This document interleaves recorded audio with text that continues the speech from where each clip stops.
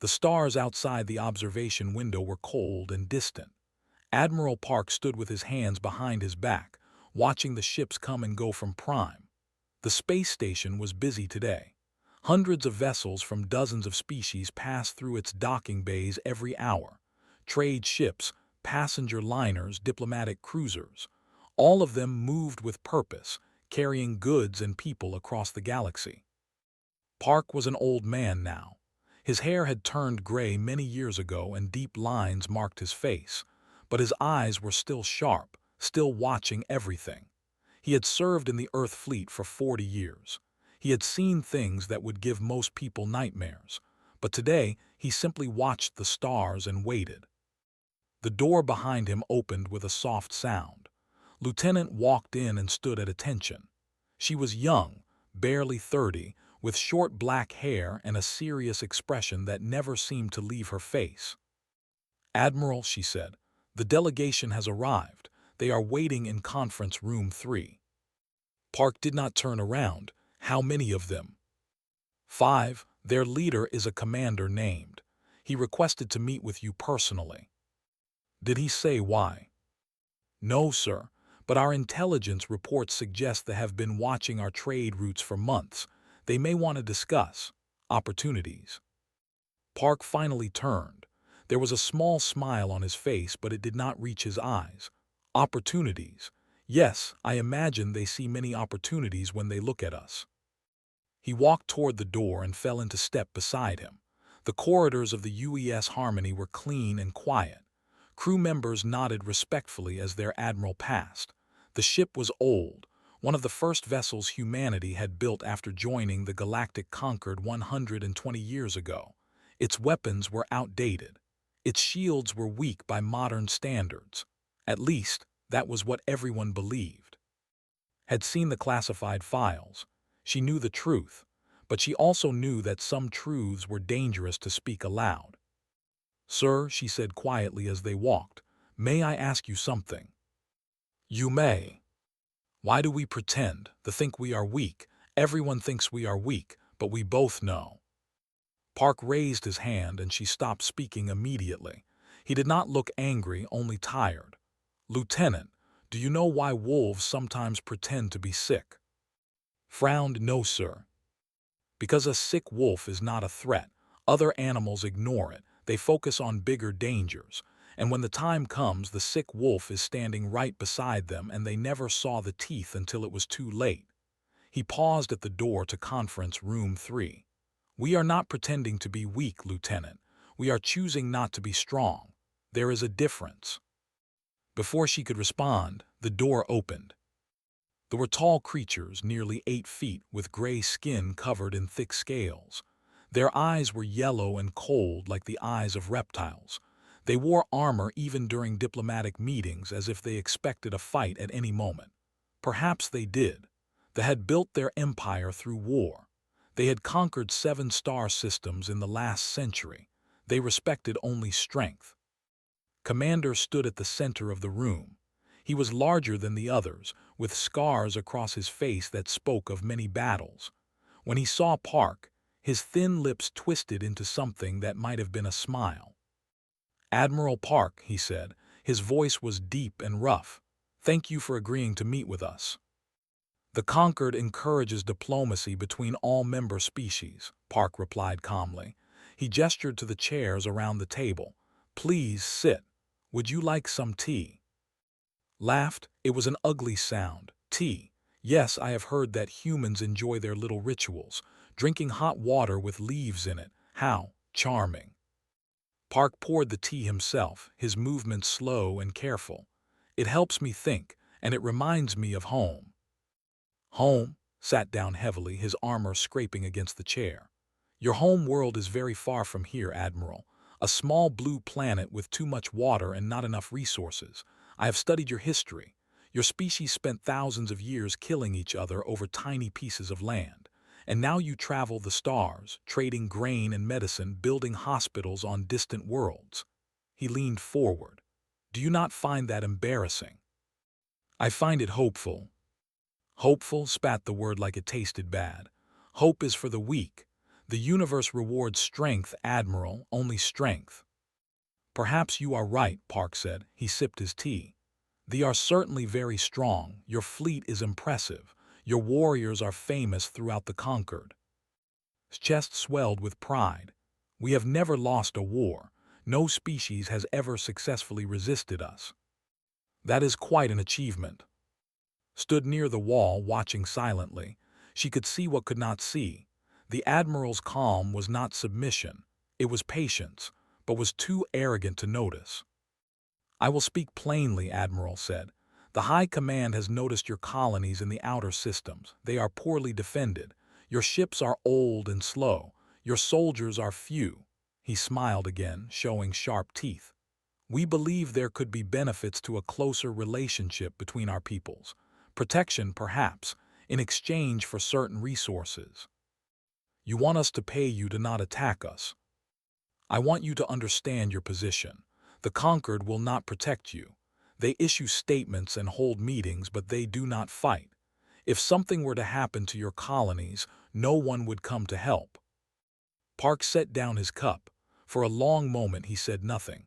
When he spoke again, his voice was soft. Commander, I appreciate your honesty, and I will be honest with you in return. Humanity does not want war. We have seen too much of it in our past. We know what it costs. Then you will accept our offer. No. Smile disappeared. No. We will not pay tribute to the Empire. We will continue our trade. We will continue our aid programs. And we will hope that cooler heads prevail. The commander stood up so fast that his chair fell backward. You are a fool, Admiral. Your hope will get your people killed. Perhaps, but I have found that hope often surprises people. Stared at him for a long moment. Then he turned and walked toward the door, his soldiers following. At the threshold, he stopped and looked back. I will tell the High Command about this meeting. I will tell them that humans are exactly what we believe them to be. Soft, weak, cattle waiting to be collected. He laughed again. When we come for your worlds, Admiral, try to remember this moment. Try to remember that you had a chance to avoid what is coming. The door closed behind him. Let out a breath she did not know she had been holding. Sir, are we really going to do nothing? Park picked up his cup again. The tea had gone cold, but he drank it anyway. We are going to wait, Lieutenant, and we are going to watch. They believe they understand us. They believe they have seen everything we are. He looked at her, and for just a moment she saw something ancient and terrible in his eyes. They have not. 3 days later, transmission reached the home world. His report was brief. The humans are cattle. Begin preparations. The High Command celebrated. They began planning their conquest. And far away, on a small blue planet with too much water, ancient machines in a bunker beneath Geneva sat silent and waiting, as they had waited for more than a century. Dust covered their surfaces. Their screens were dark. But deep inside their cores, programs written by humans who had survived world wars and nuclear fires continued to run. They monitored, they calculated, they prepared. Humanity had spent 10,000 years learning how to be violent. They had spent the last 2 centuries learning how to be kind. Soon, they would have to choose which lesson to remember. The morning sun rose over the fields painting the sky in shades of orange and pink. Doctor stood on the porch of her small house, a cup of coffee warming her hands. The air smelled like fresh grass and flowers. Somewhere in the distance, birds were singing. It was a perfect day. Her husband came out to stand beside her. He was a tall man with kind eyes and a gentle smile. He worked as an engineer at the water treatment plant, making sure the colony's 2 million people had clean water to drink. It was not exciting work, but it was important. That was what he always said. The kids are still sleeping, he said. Should I wake them? Shook her head. Let them rest. It is the weekend. Their children were young. Their son was 8, their daughter was 5. They had been born on, had never seen Earth except in pictures. This was their home, the only home they knew. She studied alien plants and animals, trying to understand how life developed on different worlds. Her laboratory was on the other side of the colony, a 30-minute drive through farmland. She loved her work. She loved this place. After growing up in the crowded cities of Earth, felt like paradise. I was thinking, said slowly, maybe we should take the children to the lake this afternoon, pack a lunch, spend the whole day there. That sounds wonderful. I will make sandwiches, the ones likes with the... He stopped talking. He was looking at the sky. Followed his gaze. At first she did not understand what she was seeing. There were lights in the sky, but they were wrong. They were moving too fast, too bright. They were not airplanes or shuttles. They were something else. "What is that?" she whispered. Then the emergency sirens began to scream. The sound was horrible, a rising and falling wail that cut through the peaceful morning like a knife. All across the colony, people stopped what they were doing and looked up. They saw the lights growing larger, coming closer. They saw shapes emerging from the clouds. Ships, dozens of them, hundreds of them. The official broadcast came 30 seconds later, a calm voice trying not to sound afraid. "Attention all citizens. Unidentified vessels have entered the atmosphere. Please remain in your homes. Emergency protocols are now in effect. Do not panic. Help is being requested from the Galactic Concord." Grab's arm, "Get the children now." She ran inside. Her heart was pounding so hard she could barely think. She found her son in his room, already awake, his eyes wide with fear. Her daughter was crying in her bed, not understanding what was happening. "Come on," said, trying to keep her voice steady. "We need to go to the shelter." Every house on had a basement shelter. It was standard safety procedure for all colonial worlds. The shelters were designed to protect against natural disasters, not military attacks. No one had ever thought they would need protection from an attack. The Galactic Concord did not allow member species to attack each other. It was the most basic law of civilized space. But they did not care about laws. The first missiles hit while they were still running down the stairs. The ground shook so violently that lost her balance and fell, her children tumbling with her.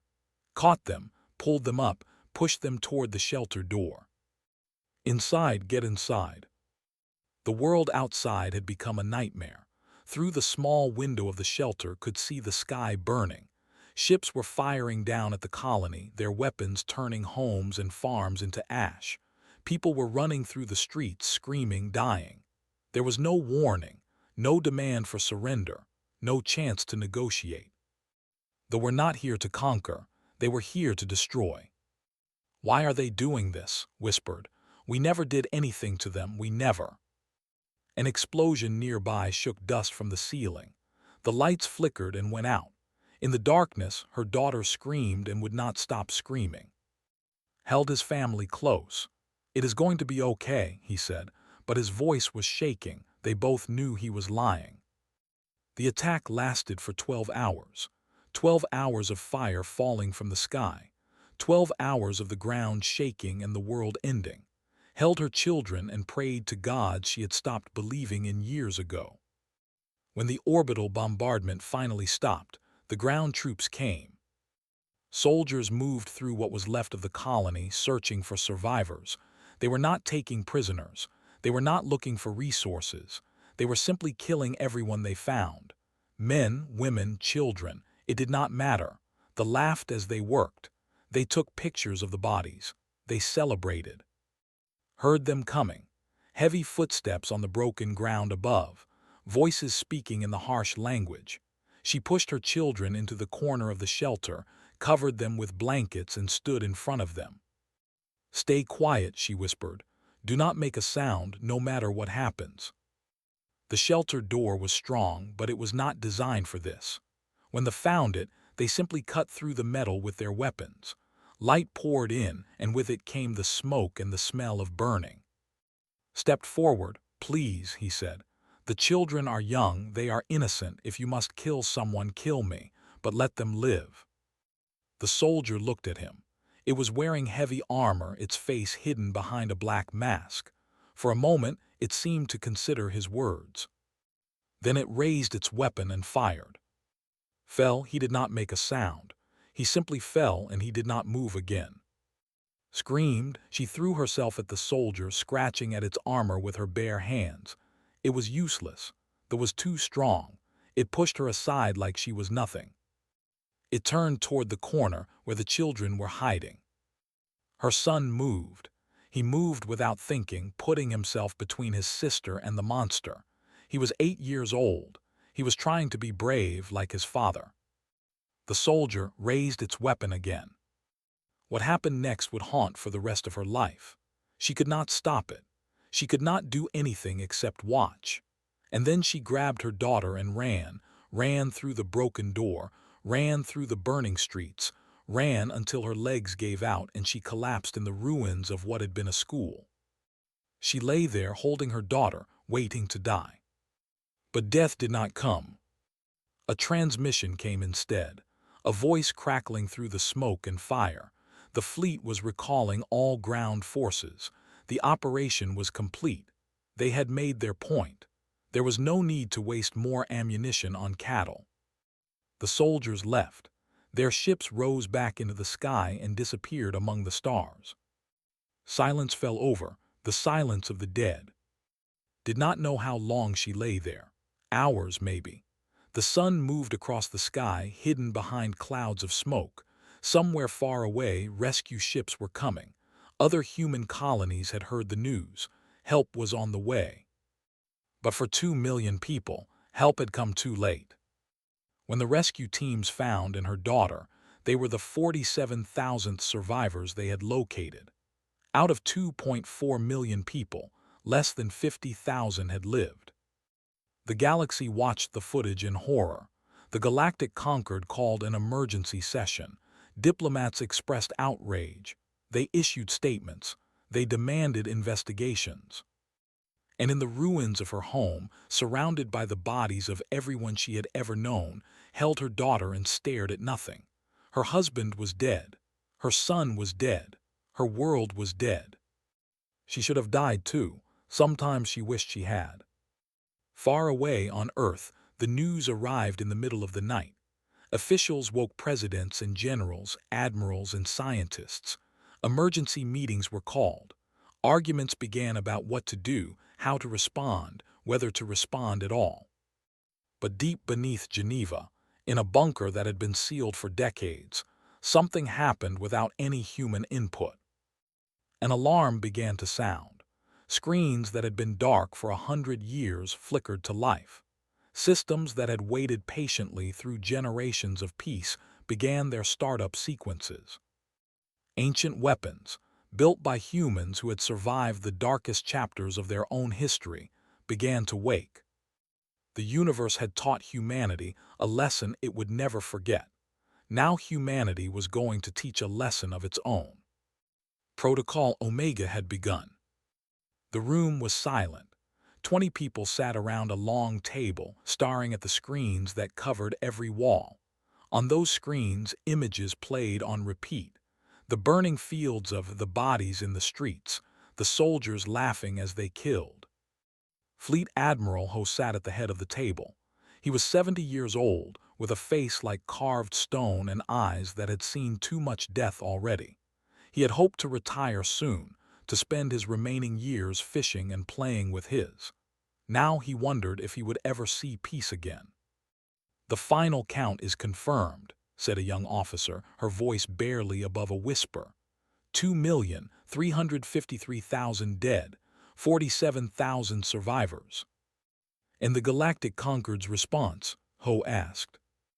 Another officer pulled up a document. "They have issued a formal condemnation. They have called for an independent investigation. They have requested that they attend a hearing to explain their actions." Requested. Yes, sir, requested. They have declined. Someone at the table laughed bitterly. Of course they declined. They know the Conquered will do nothing. They know nobody will do anything. Ho raised his hand for silence. I have received messages from 3 conquered ambassadors this morning. They suggest that we accept this tragedy and move on. They say that war would be unproductive. They remind us that humanity is a minor species with limited military capability. With respect, sir, another officer said, they do not know what our military capability actually is. No, they do not. A holographic image flickered to life at the far end of the table. Admiral Park appeared, still aboard the UES Harmony at Prime. He looked older than he had 2 weeks ago. The news from had aged him. Admiral Park, Ho said, thank you for joining us. I assume you have seen the intelligence reports. I have. Park's voice was calm, but there was something new in it, something cold. They are already planning their next attack. They believe was a success. They believe we will do nothing because we cannot do anything. What is your recommendation? Park was quiet for a long moment.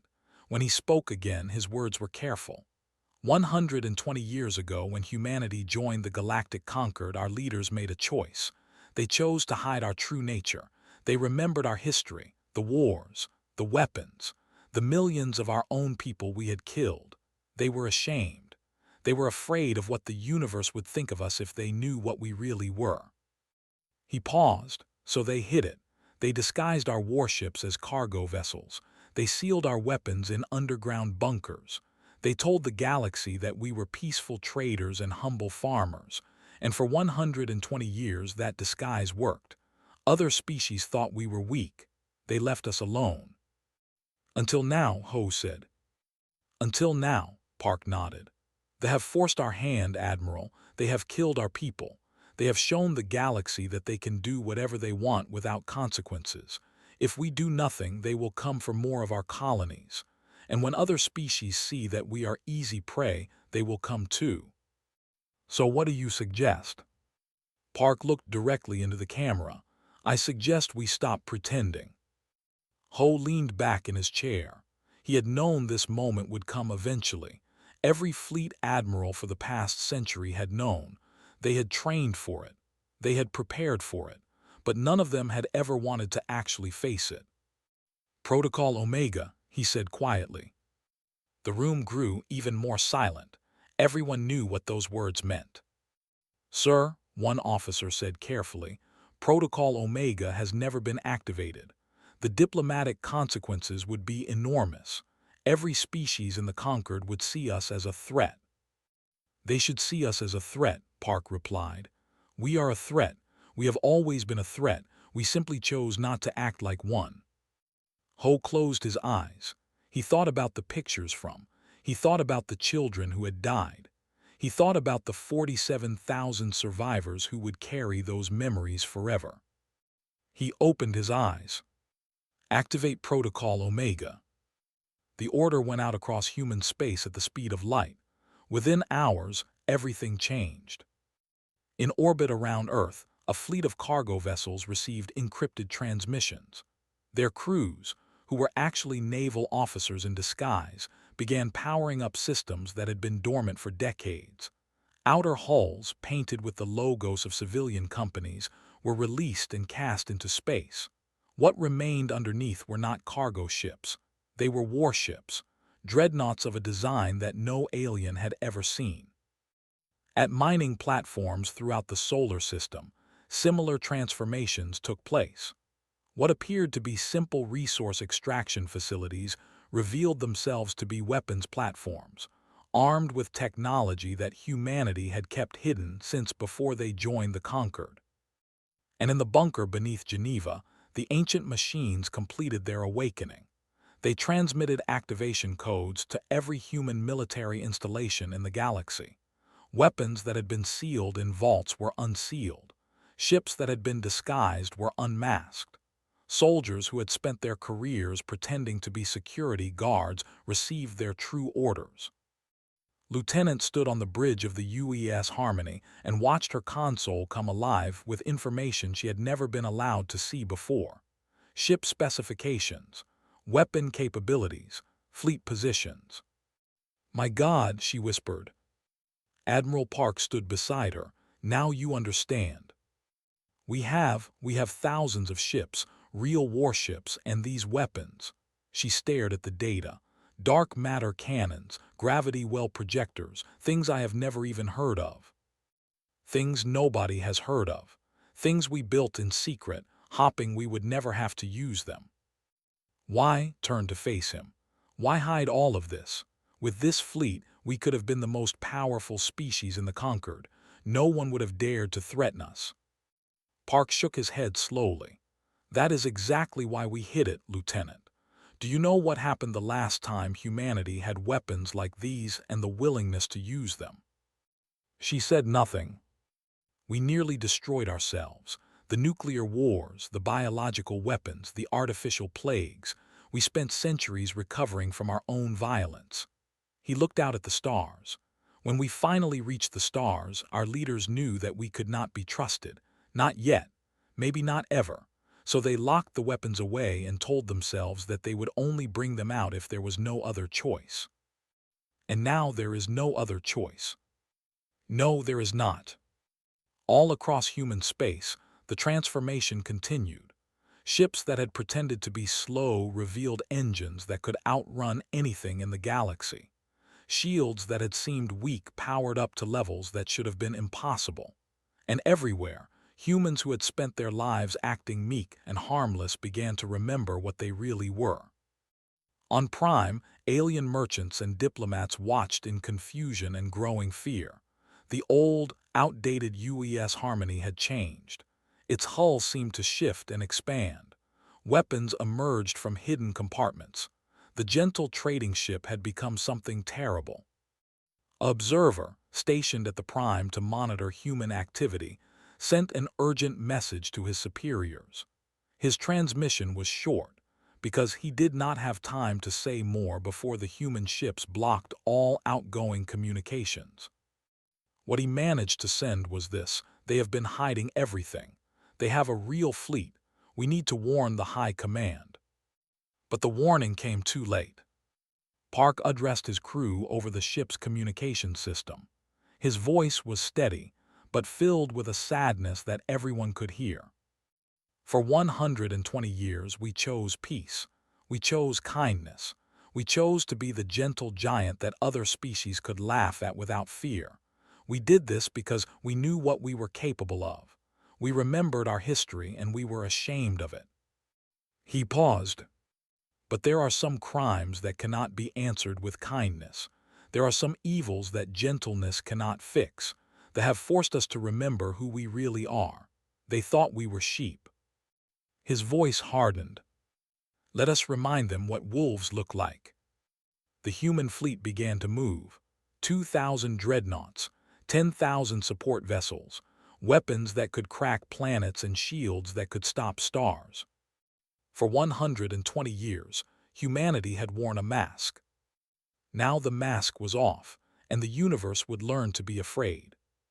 Commander stood on the bridge of his flagship, the vessel Iron Claw, and smiled at the reports on his screen. The human fleet was approaching space. 200 ships, according to long-range sensors. He laughed out loud. 200 ships, he said to his officers. They must be desperate. We have 800 warships guarding the home system alone. His second officer nodded eagerly. They are walking into their own destruction, Commander. This will be even easier then. Leaned back in his command chair. The High Command had promoted him after the success at. He was a hero now, the warrior who had broken the humans. Soon he would add another victory to his record. Order the fleet to form defensive positions around Prime, he said. Let the humans come. Let them see what a real military force looks like before they die. The fleet moved into formation.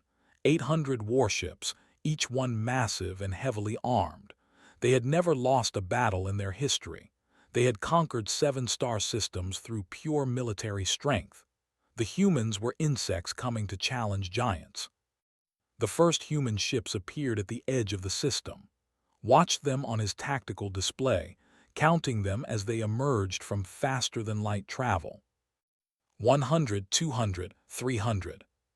He frowned. The scouts had said 200 ships. 500, 700, 1,000. What is happening? His second officer's voice had lost its confidence. Where are all these ships coming from? 1,500, 2,000. The tactical display was filling with contacts. Human ships were appearing everywhere, more than the sensors could count. And these were not the old, outdated vessels they had seen before. These ships were huge. Their energy signatures were off the charts. Then the flagship appeared. It came out of faster-than-light travel at the center of the human formation, and it was unlike anything had ever seen. It was the size of a small moon, bristling with weapons that should not have existed. Its hull was covered in writing in the human language. UES Humanity's Memory. And below the name, in smaller letters, for the 2,353,000. His mouth went dry. How is this possible? Our intelligence said. Your intelligence was wrong. The voice came through on all communication channels. It was Admiral Park, speaking calmly from the bridge of the memory. Commander, I remember you. You visited my ship 3 months ago. You called us cattle. You laughed at our tea. Park paused. I hope you enjoyed the joke. It will be the last one you ever tell. Grabbed his communication controls. All ships, open fire, destroy them. The fleet launched everything they had. Missiles, energy beams, nuclear torpedoes. Thousands of weapons streaked toward the human formation. The human ships did not even try to dodge. Their shields simply absorbed the attacks, glowing briefly with the energy before returning to normal. Not a single human vessel was damaged. Then the humans fired back. Lieutenant led the fighter squadron called Ghost Wing. Their target was the Iron Claw's flagship. She had watched the footage from dozens of times. She had memorized the faces of the soldiers who had laughed while killing children. She knew that had given the orders. Ghost Wing on my mark, she said through her headset. Remember what they did. Remember why we are here. But remember also that we are not them. We take the bridge intact. We capture, not kill. Understood? Understood, Captain. The fighters moved like shadows through the chaos of battle. Ships were exploding everywhere. The proud fleet of 800 was being torn apart by weapons they could not understand. Gravity beams twisted warships into scrap metal. Dark matter cannons punched holes through shields and armor like they were paper. It was not a battle, it was an execution. Squadron reached the Iron Claw. The flagship was trying to retreat, its engines firing at full power, but it was too slow. Human interceptors had surrounded it, blocking every escape route. Target the engine section, ordered. Disable, do not destroy. Her fighters fired precision strikes. The Iron Claw shuddered as its engines died. It hung in space, helpless. Boarding parties go. Marines in heavy armor cut through the flagship's hull and poured inside. The soldiers fought back, but they were no match for the humans. These were not the peaceful traders they had mocked. These were warriors who had been training for this moment for generations. Followed the Marines through the corridors of the ship. She killed 3 soldiers who tried to stop her, moving with a speed and precision that surprised even herself. The anger inside her was cold and focused. She did not want revenge. She wanted justice. There was a difference. They found on the bridge, surrounded by his last guards. When he saw enter, his yellow eyes went wide with terror. Wait, he said. We can negotiate. The High Command will pay any ransom, any price, just. We do not want your money, said. We want you to face trial for what you did. She stunned him with a single shot. He fell to the floor, unconscious but alive. Commander is secured, she reported through her communication system. The Iron Claw has surrendered. On the bridge of the UES Humanity's Memory, Admiral Park watched the battle end. Of the 800 warships, fewer than 50 had survived. Most of those had surrendered. The rest were drifting wreckage. The human fleet had not lost a single ship. Doctor stood near the back of the bridge, watching the destruction on the. She had volunteered to come as a civilian advisor. She had wanted to see this. She had needed to see this. Part of her felt satisfaction. The creatures who had murdered her husband and son were dying. Their empire was falling. They would never hurt anyone again. But another part of her felt only emptiness. The dead were still dead. No amount of revenge could bring them back. "It is over," said an officer nearby. "We have won." Shook her head slowly. "It is never over. It is just a different kind of beginning." Admiral Park gave orders to his fleet. "All ships, stand down weapons. Begin rescue operations for any survivors. Medical teams to all damaged vessels." Some of his officers looked surprised. "Sir, after what they did to you, want us to save them?" "Yes, because we are not them. Because showing mercy to the defeated is what separates civilization from savagery." Park's voice was firm.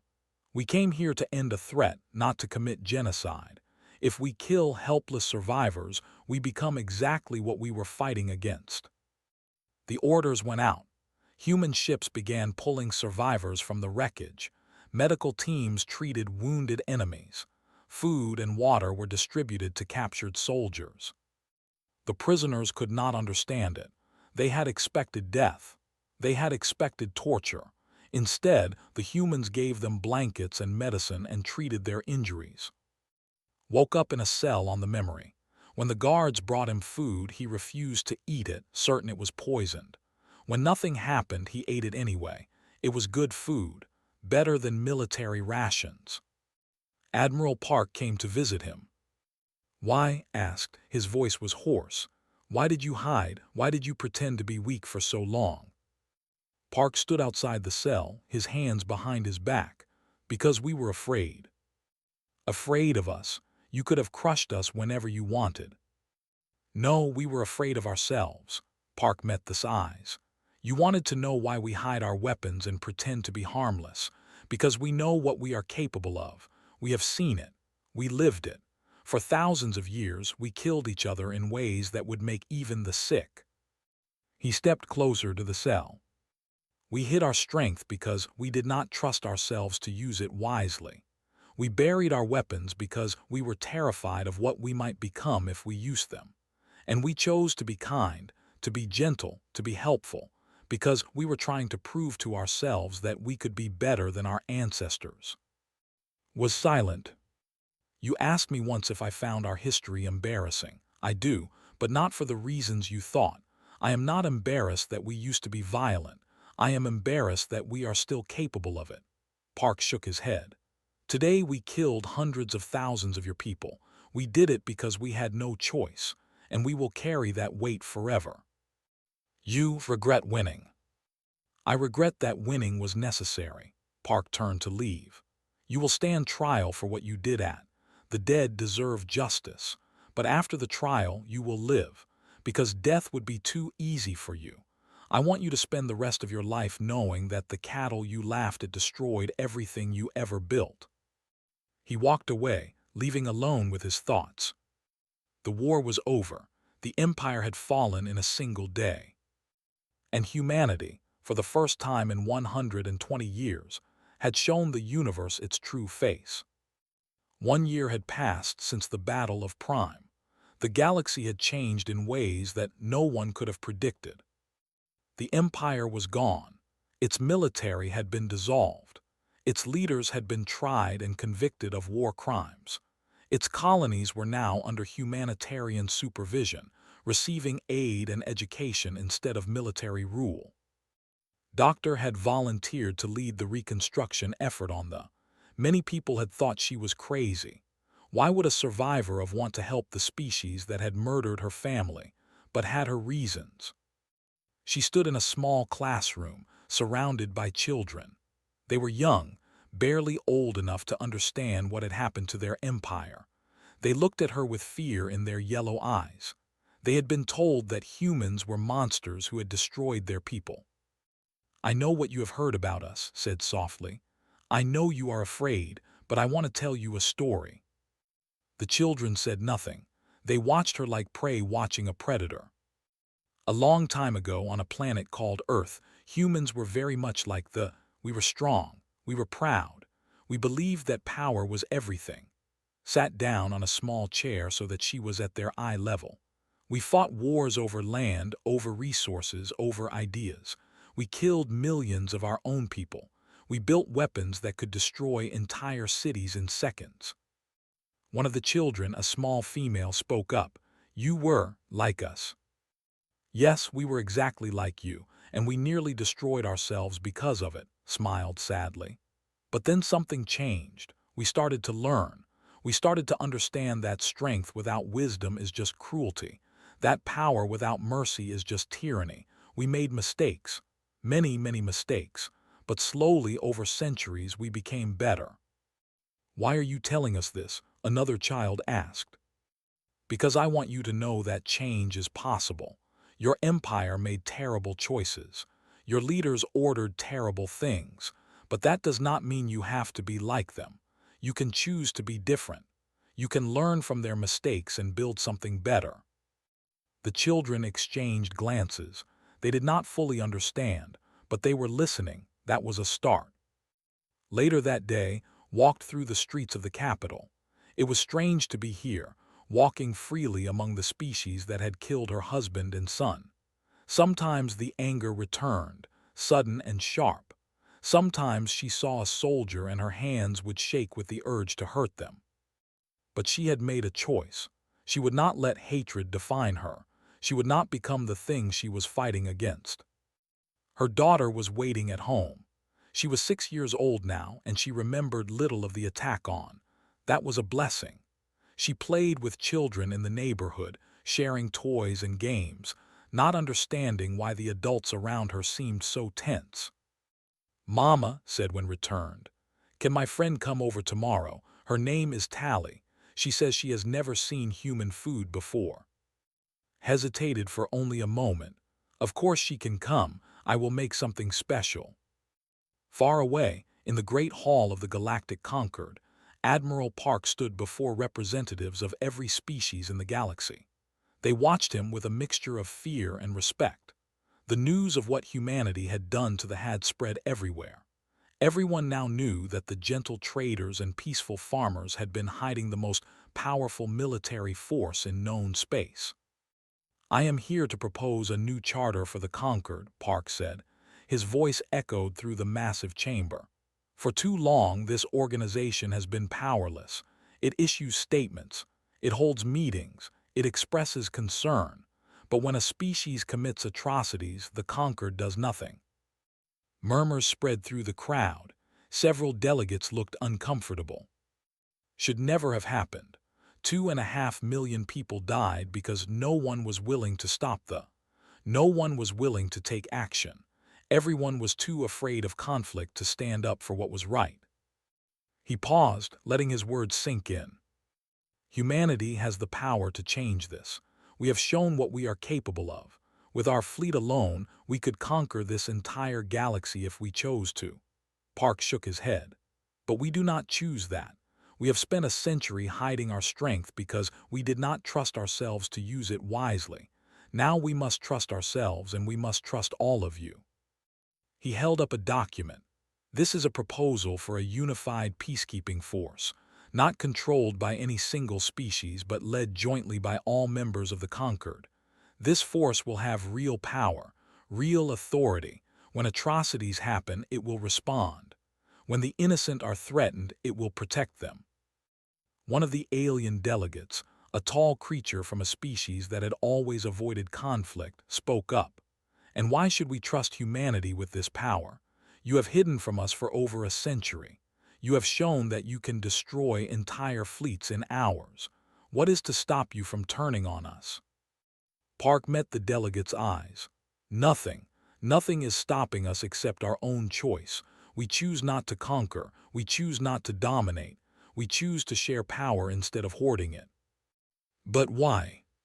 "Because the universe does not need another empire. It needs a family." Park's voice softened.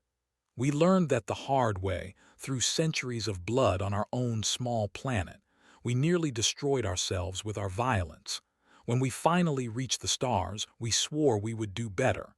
We hid our weapons because we hoped we would never use them again. He stepped forward, looking around at every face in the chamber. We will never hide our purpose, not conquest but protection, not dominion but peace, and if anyone threatens that peace again. He did not finish the sentence. He did not need to. The chamber was silent for a long moment. Then one by one the delegates began to signal their agreement. Not all of them, not yet, but enough to begin something new. 6 months later, Captain stood on the bridge of her new command, the UES Risen. It was a peacekeeping vessel, part of the new joint fleet that the Conquered had created. Its crew was mixed, humans working alongside aliens from a dozen different species. Her first officer was unnamed. He was young, one of the new generation that had grown up after the war. When he first came aboard, the human crew members had watched him with suspicion and fear. Some had refused to serve with him. Had called a meeting of the entire crew on the first day. She had told them about the massacre, about the anger she still felt. I could hate him, she had said, pointing at. I could hate every for what their empire did, and part of me wants to, part of me will always want to. She had looked around at her crew. But that is not why we are here. We are here to build something better. We are here to prove that enemies can become allies, that the cycle of violence can be broken. She had turned to, you did not choose what your people did. You were a child when it happened. I will not punish you for crimes you did not commit. It had taken time. Trust had to be earned slowly and carefully. But now, months later, the crew worked together without incident. They were not friends yet, but they were colleagues. That was enough for now. Approached her as she looked out at the stars. Captain, we have received our first official mission. What is it? Long-range sensors have detected unusual military activity in the outer systems. A species called the is threatening one of its neighbors. Nodded, set course. Let them know we are coming. The Risen turned toward the edge of known space, carrying its crew of former enemies toward an uncertain future. On the doctor visited the memorial for. It was a simple structure, a wall of white stone with names carved into it. 2,353,000 names. Her husband, her son, so many others. She came here every month when she could.